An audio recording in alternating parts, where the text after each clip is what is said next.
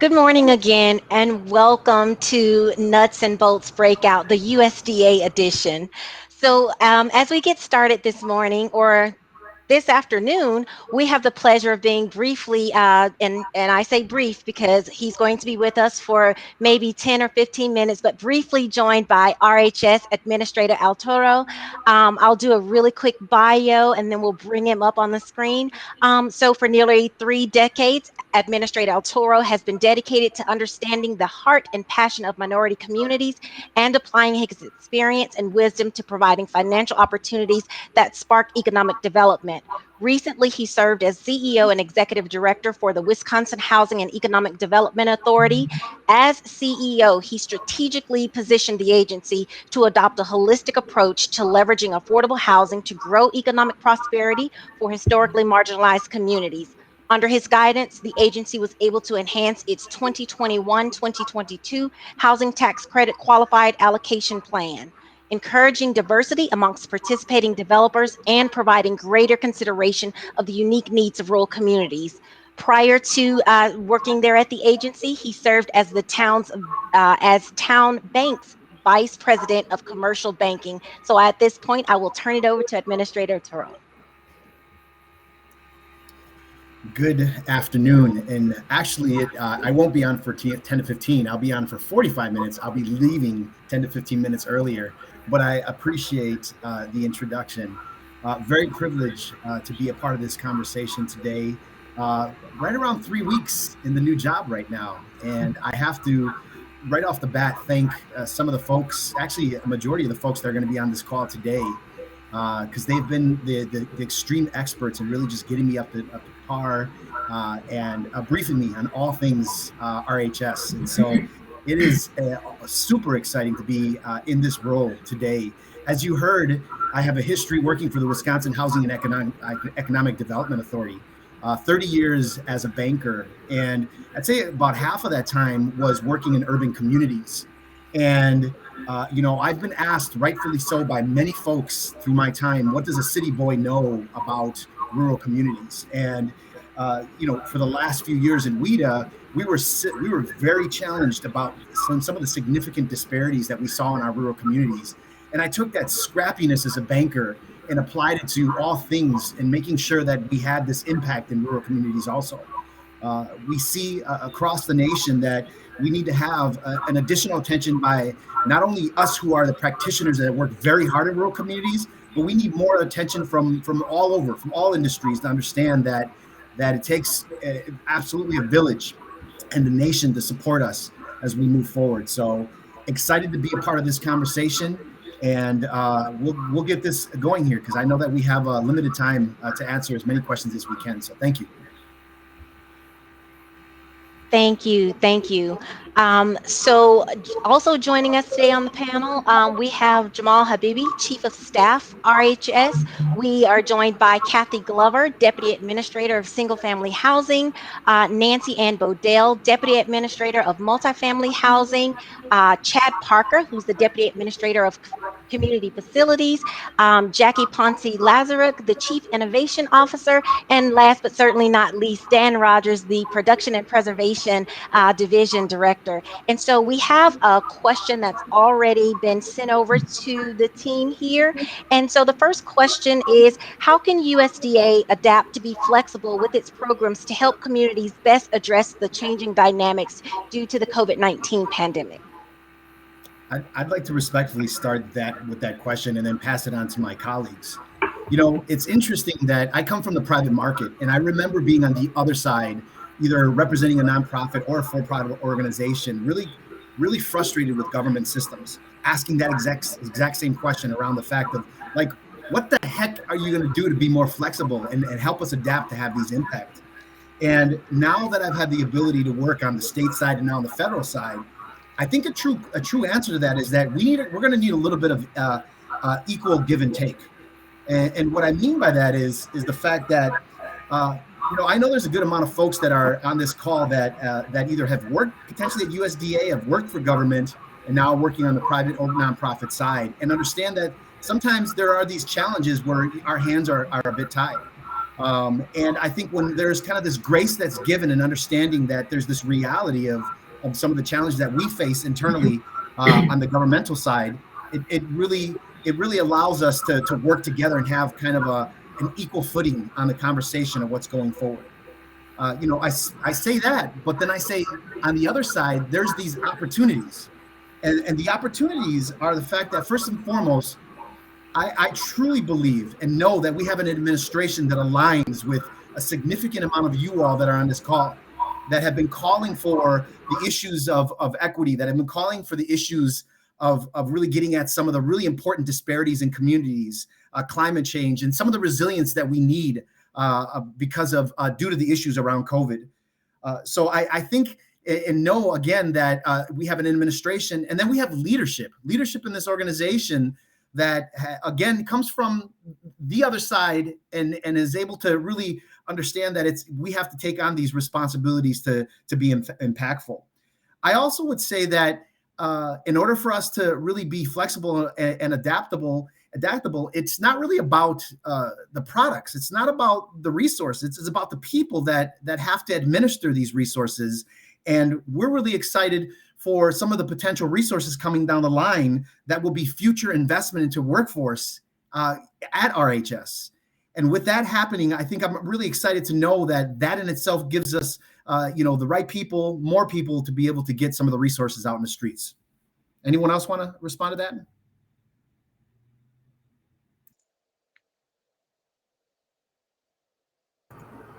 I can jump in there. One of the things that we've been trying to identify this year is where we have flexibilities, working closely with our Office of General Counsel and folks on the Hill. For example, we've got several RHS programs that are underutilized. So what can we do with those programs to make them more usable? Take our Section 504 program. We get close to $30 million annually for that program, but we maybe only use about 70 to 80% of that funding. What can we do to expand our reach? Our Section 504 program actually reaches is the RHS program that reaches the highest amount of communities of color. So how can we expand that utilization and build off of that? And we welcome any feedback that our stakeholders have on flexibilities or recommendations on regulations that we can change or look to alter. Because we are looking for those quick wins on what can we do in the department, to get those quick wins that don't necessarily need legislation to make those changes. I could add just one thing. I think one of the most important things we can do as an agency is listen, right? To what it is the needs of our customers are, what those barriers might be. Rural development has begun what we're calling an equity project, but it is really a strategic engagement process that we're working through our field, where we are beginning to reach out to communities who are at the intersection of social vulnerability, distressed communities, and persistent poverty, and those in which we, in particular, have not had an opportunity to work with in the last 5 years.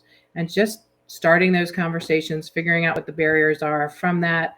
There may be things that are process driven, there may be policies, or even statutory limitations that prevent us from providing assistance in those most vulnerable areas. So we're beginning that work. We're looking forward to hearing from those communities and figuring out how we can best help them.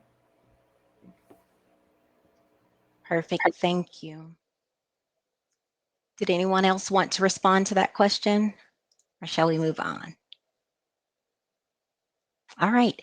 There were two questions that we pulled over from main nuts and bolts. And so I will go to those first, and then we'll jump into the chat box. So the first question that we pulled over is, do you see any new initiatives to support small local nonprofits participating in multifamily housing preservation efforts?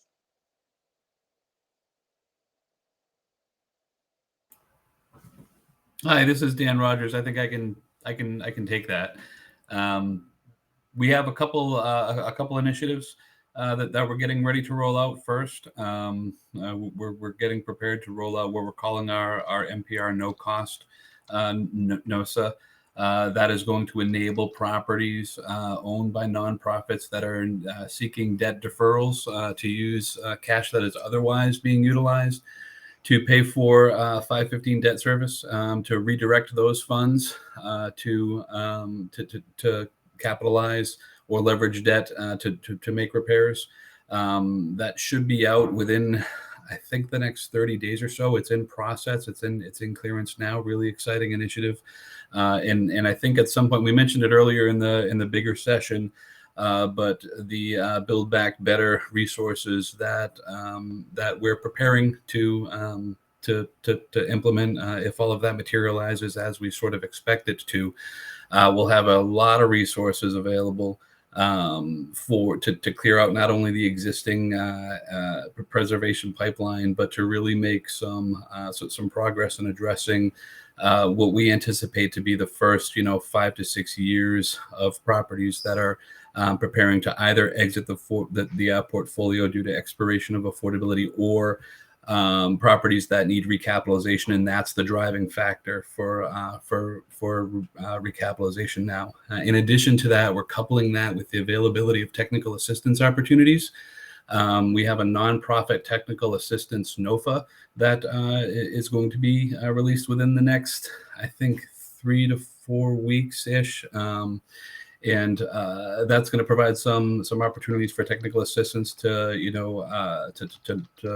nonprofit owners, organizational entities that need additional capacity to help identify what properties need, some of the area needs, and facilitate stronger applications in some of these funding opportunities that we have ahead of us.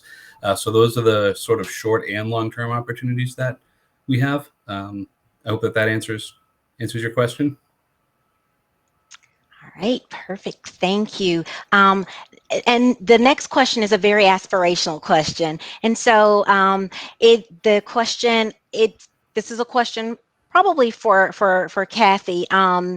You have foreclosed homes for sale, often at higher prices. Will USDA implement a program to provide them at no cost or low cost to nonprofits so we can build them back for low income families who are in need of housing?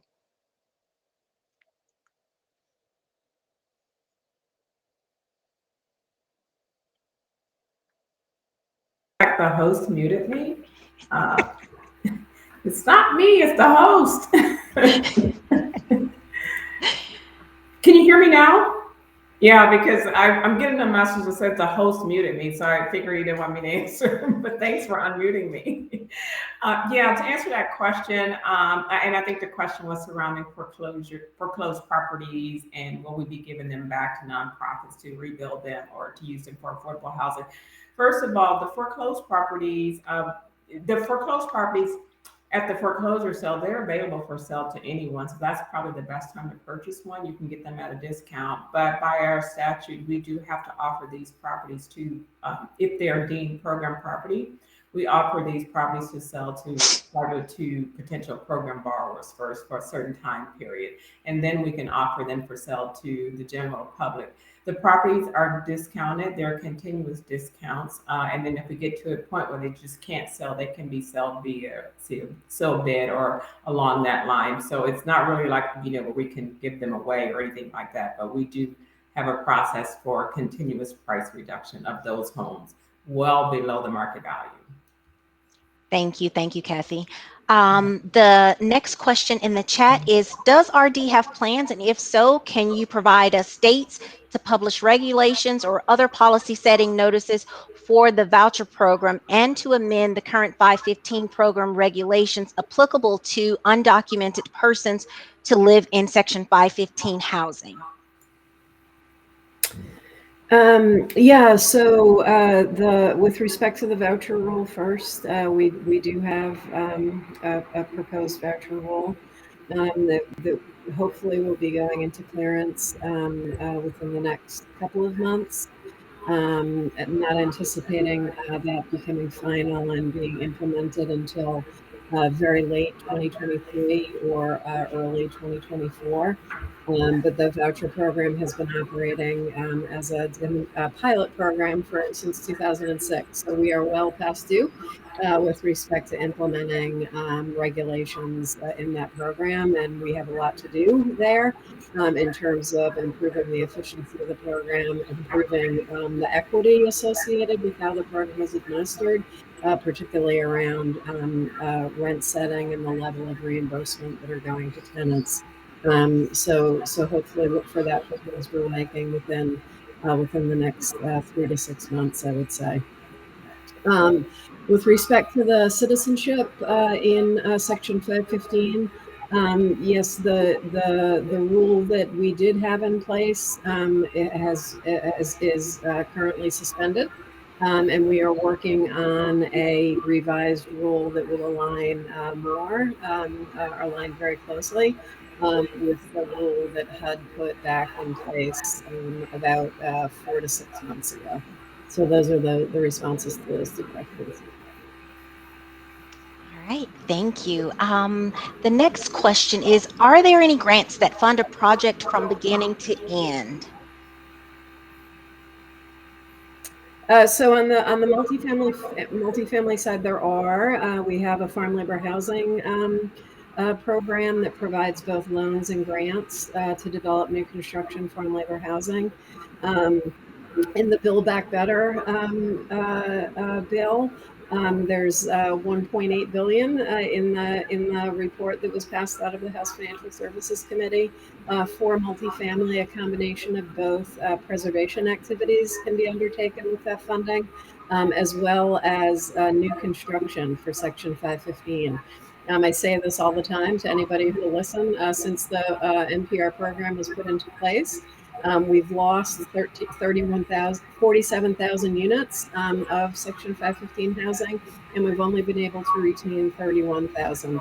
So we were very, very thrilled to see in the Build Back Better bill acknowledgement of that loss of stock and authorization to develop new construction 515 to replace those 47,000 units that we've lost since 2006. And for the community facilities program under that question, you can wrap the costs for planning, feasibility studies, environmental reviews, architectural plans and specs into the cost of the project. Usually our grants are small enough that they don't cover a full project anyhow, but it could be wrapped into a combination direct loan and grant funding.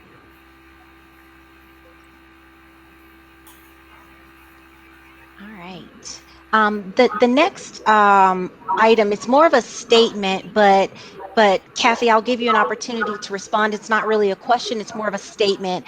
And the statement is from Renee Robinson. Thank you. The Section 504 process is laborious and difficult to navigate, and staffing to process the 504 and RD is stretched. If there was a way to streamline or simplify that process, then you'd see a higher utilization of that program. Well, thank you, Renee, for that. And I agree that it is a labor intensive. It does take a while to get those processed. We do have a team together looking at some streamlining steps for that. I think one of our major challenges with that is just the automation that we use to try and process these loans. The inspection process or finding someone even to do the repairs, it's also taken a lot longer than it used to in the past. So yeah, I would agree that it does take a while, but we are looking at or always trying to find streamlining measures to process these loans. So thank you for that comment. Thank you, Kathy. This question might have been addressed in main session, but it's come back up again, and it looks a little bit different to me now. So I'm going to go ahead and pose it to the group. In regards to persistent poverty counties, the impact of credit is major and limits assistance to those areas. Will that be viewed differently going forward so that we can increase service in those counties? So I guess from single family, I'll just respond to that to the persistent poverty counties. We do set the funds that are set aside for persistent poverty counties. They're available for quite some time throughout the entire process. So we are pretty much hitting the mark on our direct loan program on persistent poverty. So I think from our perspective, that the reason that we may not be processing all of those because we're not getting requests for some of the programs like the 504 program we have to set aside for. So that could be part of the problem that you're seeing with the single family programs. Thank you. Let's see. Ellie Rigby wants to know, when do the notice of solicitations for the self-help grant program get issued? Are they administered similarly to the 533 funds? Yeah, no, we don't issue a NOSA for the self-help grant program, but we do issue a NOSA for the 533 self-help program. With the self-help grant program, we work with our TNMA, our technical and management assistance contractors, and they work with the grantees to help them get ready. The grantees are on a 2-year cycle. And when one drops out, or for whatever reason, we're able to bring in more grantees, but we do not have a NOSA process for the self-help grant application. But like I said, we do for the 533 HPG program. All right, perfect. Thank you. Marty Miller has a question. What he says is RHS staff play a critical role in program delivery. Can you provide an update on the multifamily realignment and current internal capacity for application review, underwriting, and closing? Hi, Marty. I don't think there have been any more updates since we talked about this in the last NRHC. I think we're continuing to staff up in Dan's division, in the preservation and production division. We're continuing to work through the deals that were brought into the realigned structure as that were previously processed out in the states. And finding things that we need to correct about them to get them into the credit box. Dan and his team did a really great job this year working through that pipeline. We have a planning meeting with OGC right after this meeting to get aligned with them in terms of closing all of the deals that are coming out of Dan's shop. Particularly given LIHTC sensitivity with respect to the end of the calendar year. So continuing to grow that organization to get us to where we were designed to be as part of the realignment, putting process improvements in place that Dan has talked about at other conferences, holding pass-off meetings between Dan's team and then the servicing staff out in the field who will inherit the asset to serve us. Process improvements around baselining application timeframes. That's going to be a big goal of Dan's team this year going forward, for there to be predictability with respect to execution. You submit a full application, you get it in 30 days or you get it in 60 days. You submit an incomplete application and it goes back to you and is off our clock. Dan's team also is finalizing a transfer tool that I think we also talked about at NRHC. That's going to dramatically streamline the process for transfers. It recognizes that not all transfers are created equal. Some can be processed with very little paperwork and analysis. Some need a heavier touch. So that tool is going to be particularly helpful in terms of improving productivity in processing, in production and preservation. Dan, did I miss anything that you want to hit on? No, that was really nicely said. I would just probably reiterate first, because usually when this question is phrased, that's how it's phrased. It's around staffing, and it isn't. Staffing isn't always just the answer. And some of the delays that we encountered and some of the improvements that we're making aren't related to staffing, and staffing isn't the solution. Nancy Ann mentioned a number of other things that we're taking a look at and improving. We're also looking at improving our own internal standard operating procedures around prepayments. We've implemented already increased response timeframes and instructions to staff on things like construction monitoring. It's not just transactions that are in the business line, sort of application to closing. It's a number of the other associated work tasks that we recognize also need improvement. So it's a big initiative of ours. It's something that, I hear you loud and clear. It's something I've recognized absolutely right away that we need to improve on.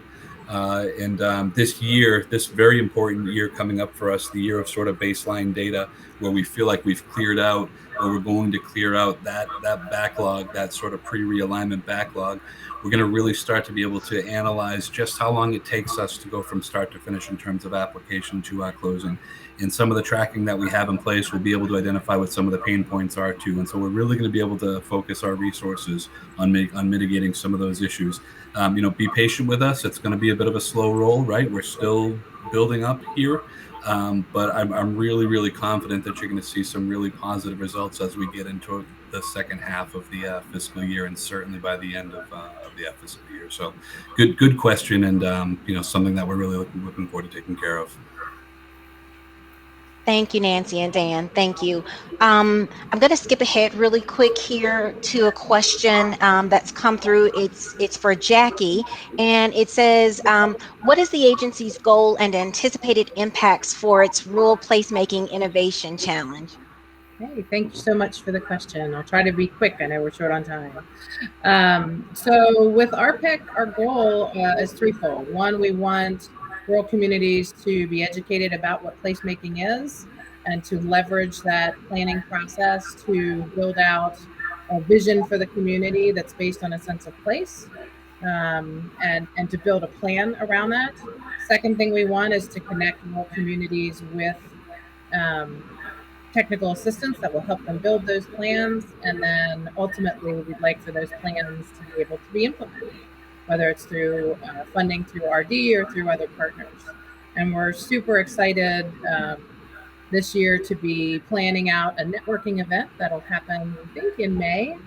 We're in the planning stages now, where we'll bring all of those together in a two-day conference, with then a follow-on conference later on that will help communities get kick-started in their placemaking journey, and begin to connect to technical assistance providers, and then ultimately external funders. So we're excited about it, and we hope that communities that you live in and work with are interested in it and come to the networking event. Thank you. Thank you. I do love a good capacity building question. We've got time for one more question, and then we're going to go to Jamal so that he can say a few words before we get to the end of our time here. Wow, that time went super fast. Last question. In terms of capacity building, will USDA be hiring additional staff to support the many USDA employees that have retired, specifically in the processing of 502 loans?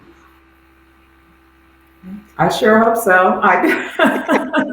You should. That was a question for the undersecretary, but maybe Jamal has some insight here. But yeah, I know that there's a need to hire more folks to help us process the 502 direct loan program, especially the grants and the 504. And we do have some new programs under single family housing, the ARP refinance program that we got out of the American Rescue Plan Act. So yes, we do need to have more staff, but unfortunately, that was a question not for me.